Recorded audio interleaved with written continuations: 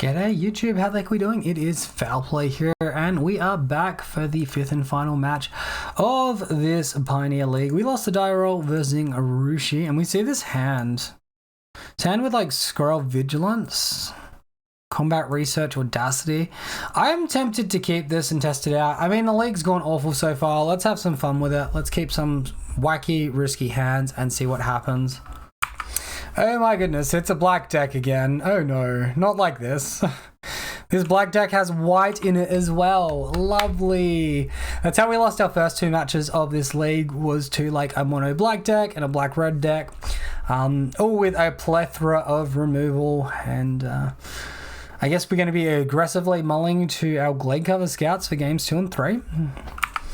A really good top deck would be Mox Amber, so we can like just jam Skrell plus Sentinel's Eyes. Opponent actually takes the Combat Research there. Cool, that's kind of funky.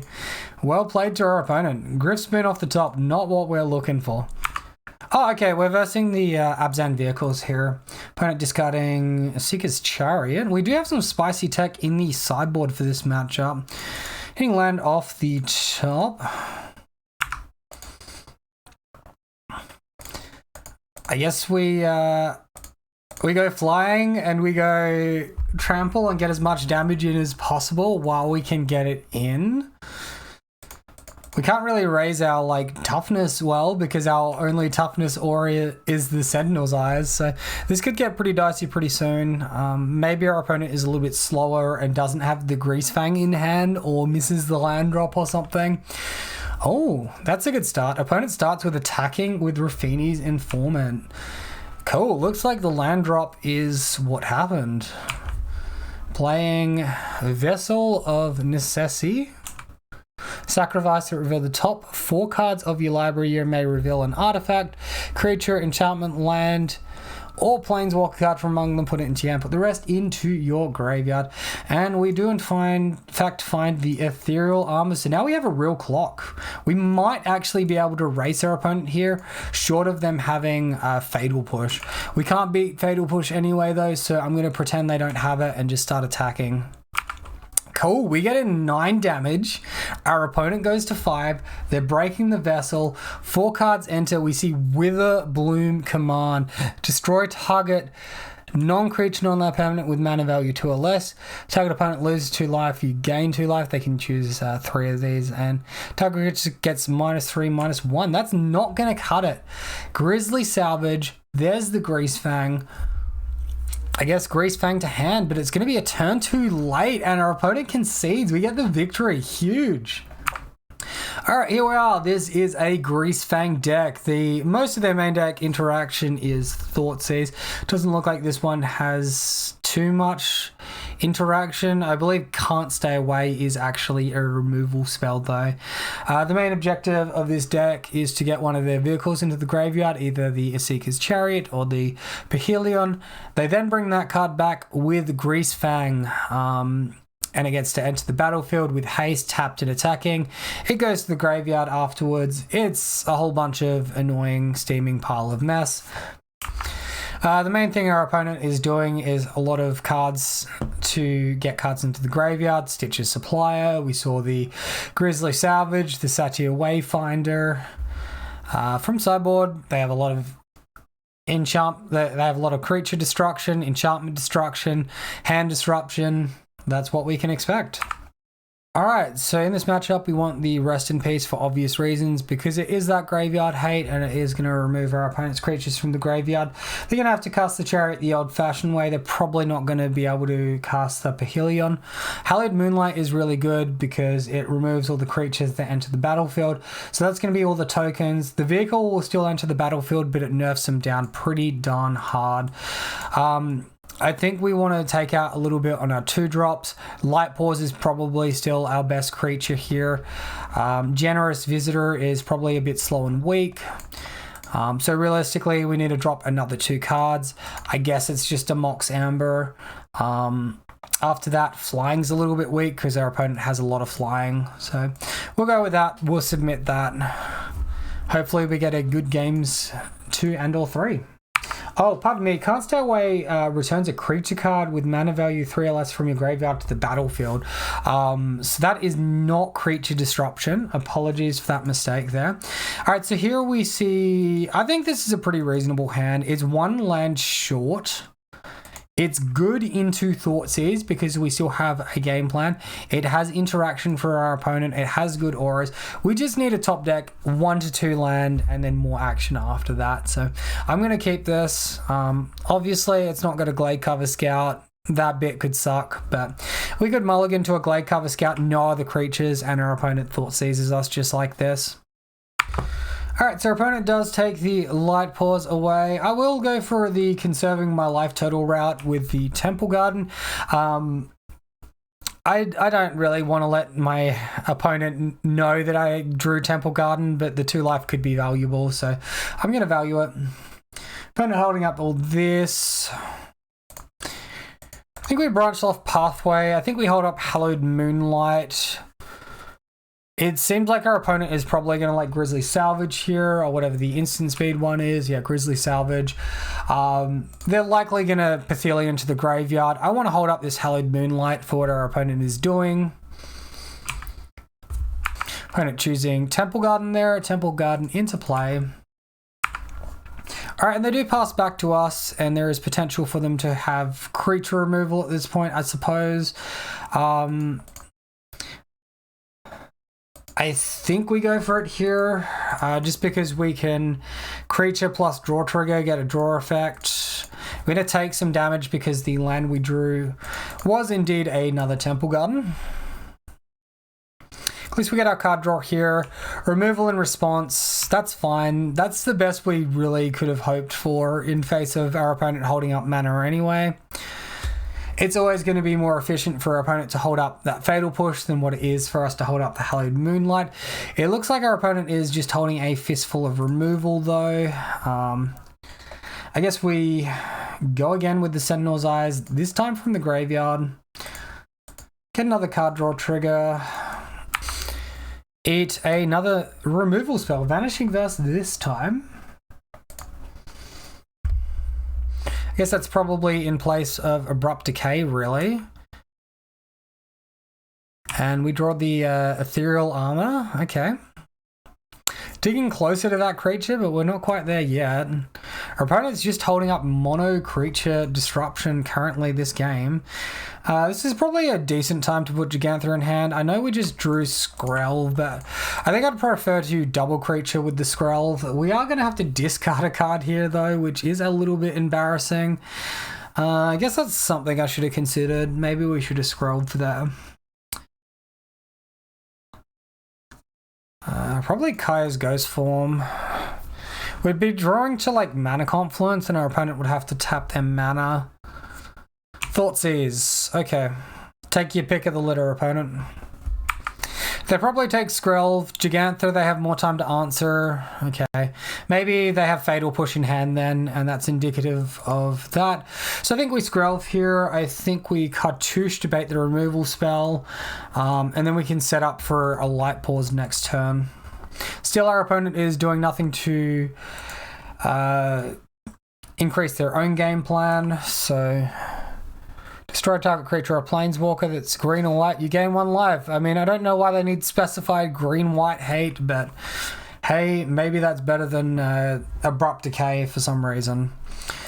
Still holding up interaction. Surely he's done with his removal spells now, finally.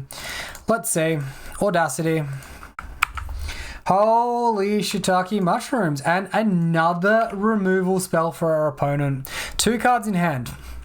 2 cards in hand. They could not have started with all those removal spells in hand. They have drawn very well, given the context, although they haven't been able to produce their own game plan, so maybe they haven't drawn that well. I guess we'll play a land out. Maybe we should have kept that as a secret. All right, opponent, we've got a Hallowed Moonlight ready to go for you. Ready when you are, buddy. Branch Loft Pathway. Let's leave this one in hand. Another Temple Garden in tapped for our opponent. And another pass to the Bogle player. Alright, well, let's play some green mana, because I guess so. And pass to our opponent. Alright, opponent finally plays a card. Ruffini's Informant. Connives. Parthelion into the graveyard. I'm going to hold on to this Hallowed Moonlight until I'm forced to play it. Mana Confluence is a good draw. That can stay in hand. Opponent doesn't need to know about us getting like a combat research under them. Alright, I guess there's a beatdown. They've got the Ruffini clock happening now. They don't have to interact with their graveyard, apparently. Duress. Alright, yeah, well, we see Duress. We'll Hallowed Moonlight to draw a card. And, I mean, still no creature. We didn't want to see a creature just yet anyway. We wanted to filter towards one, though. Opponent probably takes combat research here. And they do indeed take the Ethereal Armor. Sovereign Flagship enters the battlefield or attacks, deals 3 damage to target creature or planeswalker and opponent controls. Hey, look, we found a Greasefang. If we could ever find a Light Pause, we could potentially kill our opponent in one go here. Oh, there's the Greasefang, there's the Parthelion, and I think that's lethal, but we'll let our opponent do the math because I'm not going to do the math. Alright, plenty of equipped creatures, plenty of triggers. Let's see what happens. That's well and truly lethal. Holy smokes. Alright, so if our opponent had no more removal, we would have drawn to a Razorverge ticket and nothing. But if we drew to a Light Pause, we would have combo killed them in one go, which would have been freaking hilarious. A creature I perhaps missed before was, of course, the Adanto Vanguard that gets that indestructible. That's a card I definitely should have boarded in. I think if I'm boarding this in, I'm either taking out a Greasefang or a SRAM. I think I'm low enough on like SRAMs as is. So let's go like this. We lost that game because of not enough creatures, not because we didn't have enough auras. So, what's this hand look like? Hey, look, we got an Adanto Vanguard. Let's go ahead and keep this hand. We got a piece of interaction. We got an aura we can't cast. I mean, what could go wrong, right? We got a turn 1 Thoughtseize coming our way to ruin our day and take our Adanto Vanguard right out of our hand. No turn 1 Thoughtseize. All right, that's a bonus. Audacity off the top. Let's go. Let's go Team Bogle. All right. It's going to happen. We can do this. I think our opponent is going to probably have Grizzly Salvage into potentially a Parthelion. We probably take a turn off and SRAM Audacity the Vanguard, get the draw trigger, and then we hold up Hallowed Moonlight from next turn, I believe. So we'll take like 1 hit from these crazy angels. And hopefully we top deck like Ethereal Armor into Ethereal Armor and we can get some stuff happening. Maybe, again, our opponent misses their land drop or something. And they're just a turn slower. And we'll play to that sort of out. A Light Pause off the top, which, I mean, it's okay. Vanishing Verse. Exile target monocolored creature. Alright, opponent. You got us. You sure showed me. Man, Vanishing Verse is so much better than Abrupt Decay here. It's not even close. Traverse the Ulvenwild for our opponent. Basic Swamp into hand. Noxious Grasp. Destroying that SRAM. Alright, we find a Rest in Peace. Hey, you guys, do you know what's like kind of good against our opponent? It's Rest in Peace. Let's get rid of the bloody graveyard. That shit can go away. Playing Light Pause is bad into removal. I guess we make them have it. We'll see. Opponent, Liliana of the Veil. Okay, well that is a card that they can have, and I feel pretty bad about that. That's really frustrating. Combat Research off top. An aura we would not be able to cast. So do we Gigantha hand, land next turn, play Gigantha? I guess that's the line. Alright, Abrupt Decay on Rest in Peace, and opponent with the plus on Liliana of the Veil. Let's get rid of our Hammerhand. I think that's going to be less important than combat research.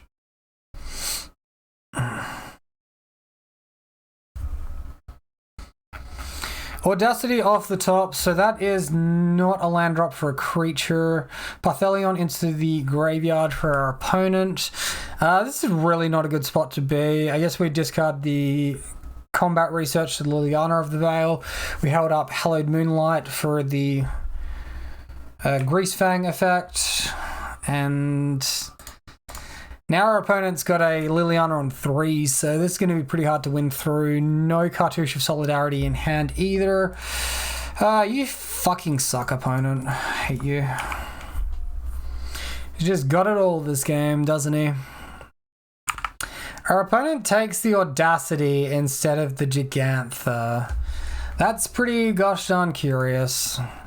Grizzly Salvage, putting Temple Garden to hand. What the hell does this card do? Flying, Trample, Surveil. And we miss on the fucking land drop again? You've got to be kidding me. I mean, I know they've got a Liliana and it doesn't freaking matter, but it's pretty bloody tilting that they get to develop and Liliana's just doing its thing in the background. I mean, like, realistically, we're probably at a loss anyway, right? Audacity's probably better than Ethereal Armor. Opponent discarding a Duress instead of playing Duress? They must be holding something good. You gotta be kidding me. I mean, at least it's a Cartouche, but can we see a bloody land drop? This is ridiculous. Can't wait for our opponent to emblem this Liliana of the Veil. It would just be further away from casting our Gigantha, am I right? Alright, so a Skrelv. I guess we'll try and like second main a Cartouche or something. It probably won't work. It'll probably get eaten by removal, but we'll see. At this point, Gigantha definitely gets discarded to Liliana, so our opponent has to not have removal spell in the top 2 cards here. Yep. Well, we've had like a decent number of creatures here. We've had 1, 2, 3 creatures there. 4 creatures plus a Gigantha. Our opponent's beaten 4 creatures. Like, they've just chained removal spell after removal spell, and there's nothing that we could even hope to do about it. Hey, look, there's our land drop. It doesn't even come in untapped.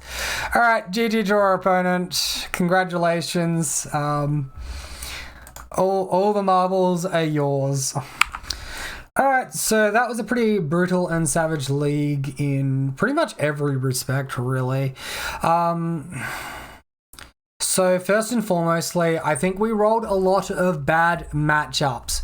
We rolled 3 black decks and we rolled 1 Fires of Invention 5 color deck with like uber removal spells and the Urians and the ETB creatures that fucking hate out our stuff. Like, that was a pretty horrendous league. I think we won 2 of the die rolls. So we low rolled on die rolls as well, which didn't help. So what I'm getting from this league, firstly, with the number of these horrible bloody black decks, I love Cartouche Solidarity. This should probably be going up to a 4 of. If this Sherald Edicts card is seeing main deck play, us having a main deck play around the Sherald's Edict is... Well, it doesn't even play around it because it's a bloody creature token, isn't it? It plays around Liliana of the Veil. I guess Cartouche isn't a great answer then. It does play around Liliana of the Veil though, which isn't nothing. So it's probably not removed entirely, but we can't go all in on it. So as far as this is all concerned, we probably want the Alpha Authority package like Benton Madsen had. I think Combat Research is a decent one-of inclusion just because you can give that ward. You can get that card draw effect and it can give, 1/1 ward to a legendary creature. It's not great, but if you've got Ghost Form in hand, making your creature harder to deal with could be good. That's something to consider. In the sideboard, I guess we want to bring in the Alpha Authority package back into the main deck. So we're going to be trimming on some numbers of some things. Probably Generous Visitor just doesn't make the cut, unfortunately. I think that card's probably better into control decks with counter magic. So when you when your opponent counters an aura that you cast, you still get something out of it. Maybe Generous Visitor could be a sideboard card. I don't think it's that, though. So Mox Amber probably comes out as well. Sorry, I am doing some tinkering here on the other screen. There we go for you all. Mox Amber probably comes out on the side. I think if Mox Amber is coming out, we can't even consider Zealous Conviction. Sentinel's Eyes can probably go down to 3 copies. I love Vigilance. I love the fact this comes back from the graveyard. The main deck slots are just competitive, though.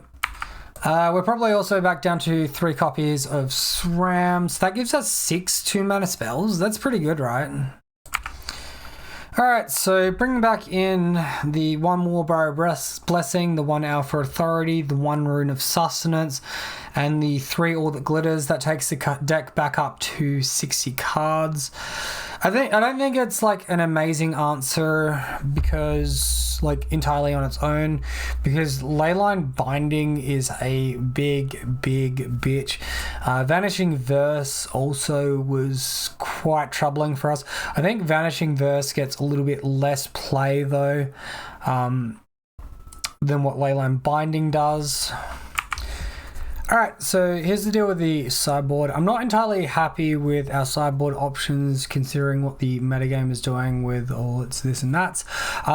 First of all, Rending Volley is a problem. I don't think we have a good answer for that card. Our only card that gives, our only aura, that gives protection from red or protection from all colors that is legal in Pioneer cost 5 mana, and that's not very realistic when Rendering Volley is just a 1 mana removal spell, which they could even cast in response to your 5 mana aura. So Tamiyo's Safekeeping in response to the Rending Volley would... I mean, Rending Volley can't be countered, but if it's an illegal target, it will fizzle the spell.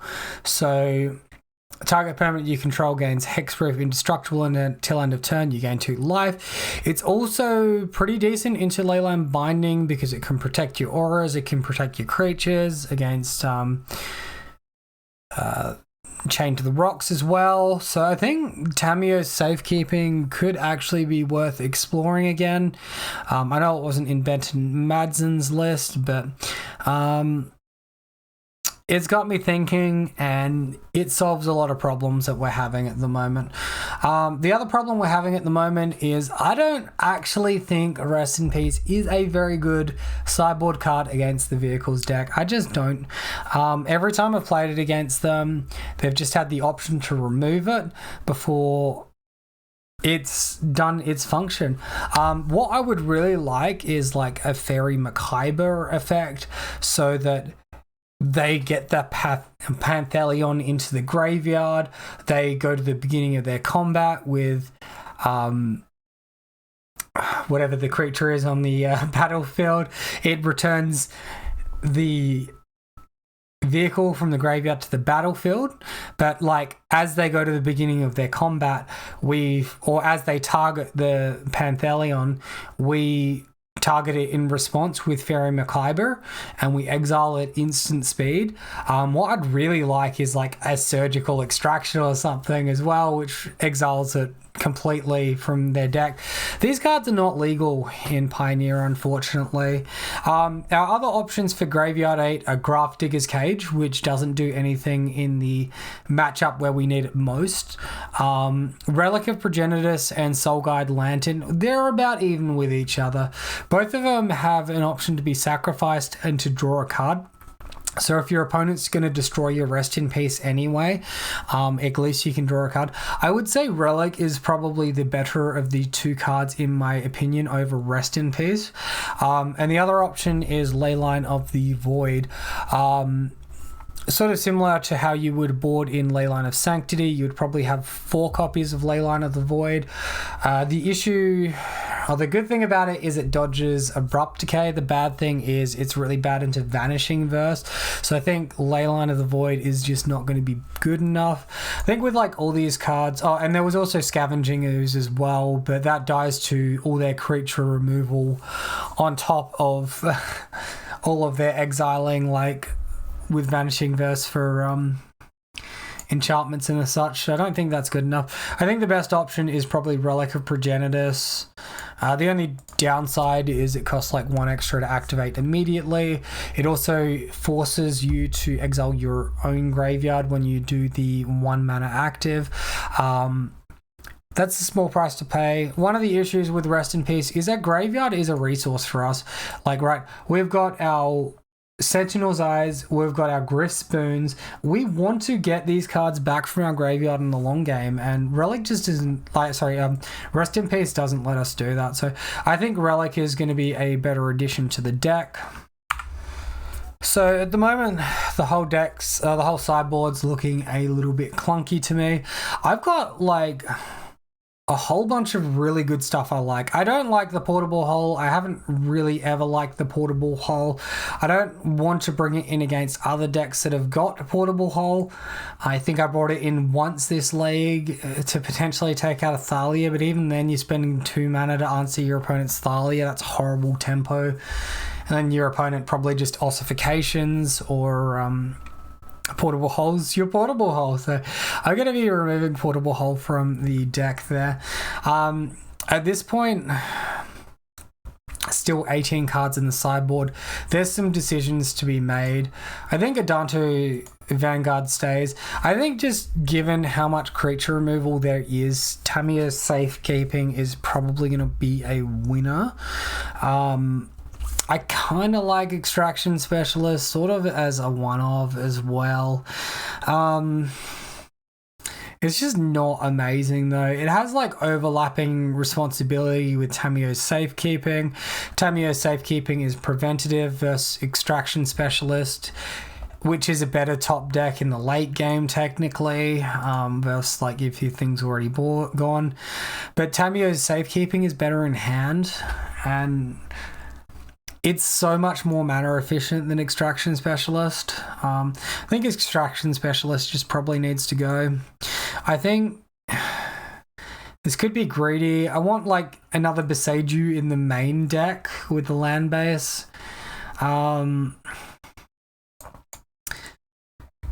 Just because I don't think there's enough room. I'm not really impressed with Aganjo. The 1+ for Aganjo is it can tap for white, and we have lots of white auras in our deck.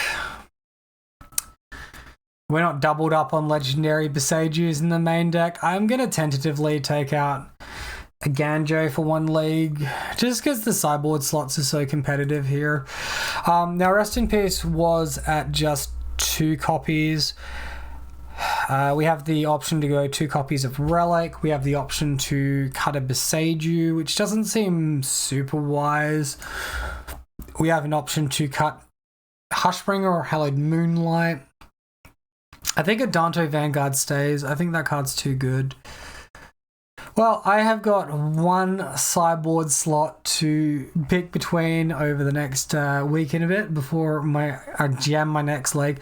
I think I'm pretty set on the main deck. I think Combat Research is a lot better than I probably gave it credit for initially. It's a decent inclusion at 1 copy as well over like the Generous Visitor, which I think is losing a little bit of its sting, a little bit of its appeal to me. All that sort of seems fine. Yeah, I don't really like the Generous Visitor. Let's go back to this main deck. I think it's a good test point. This sideboard, -1 card. Let me know what you think in the comment section below. It's a big video, but I mean, in a lot of ways, I was testing something, it didn't work, and we're making some big changes. I want to try and get this right for you guys for the next league, so I do appreciate you all staying around for the very, very long video that this turned into. All right, thanks so much for watching, guys. Have a wonderful day. Let me know what you thought in the comment section below. Comments are good for the YouTube algorithm. Until next time, have a wonderful day. I'll see you then.